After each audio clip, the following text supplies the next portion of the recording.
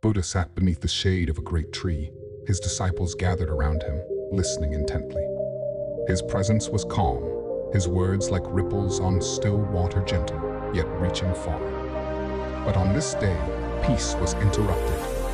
A man stormed into the gathering. His face was twisted with anger, his steps heavy with resentment. He had heard of Buddha's teachings and despised them. To him, such wisdom was nothing but a trick, empty words meant to fool the weak.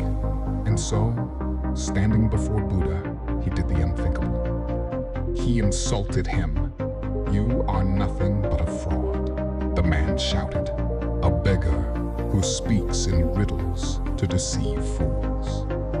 His voice echoed through the air, filled with bitterness.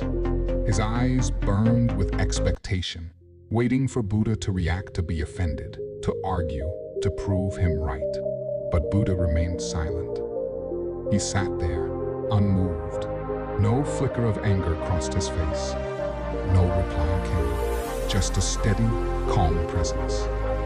The silence only fueled the man's fury. His voice grew louder. His insults became harsher. He cursed. He mocked. He did everything he could to provoke a reaction.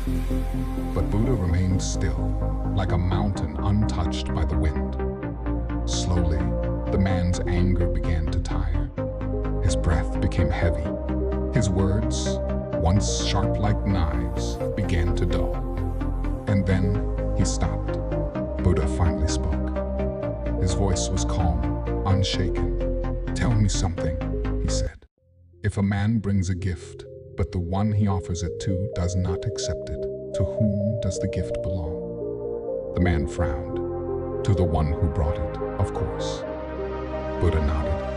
"And so it is with your anger. If I do not accept it, it remains yours. It does not touch me. It only consumes you." The man stood there, frozen. His anger, which had felt so powerful just moments ago, now felt small. He realized something. His rage had not harmed Buddha at all. It had only burned within himself. The crowd remained silent, waiting. Would the man argue? Would he leave? But he did neither. Instead, he lowered his gaze. His fists unclenched.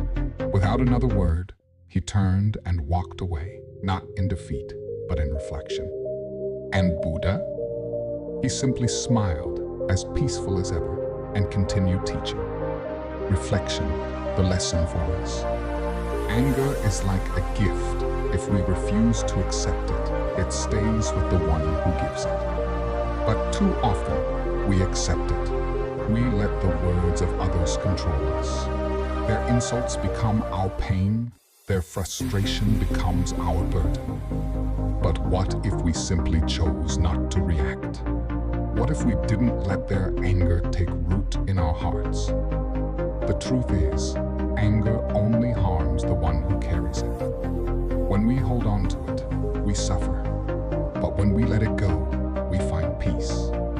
So the next time someone tries to pull you into their storm, ask yourself, do I want to carry their anger?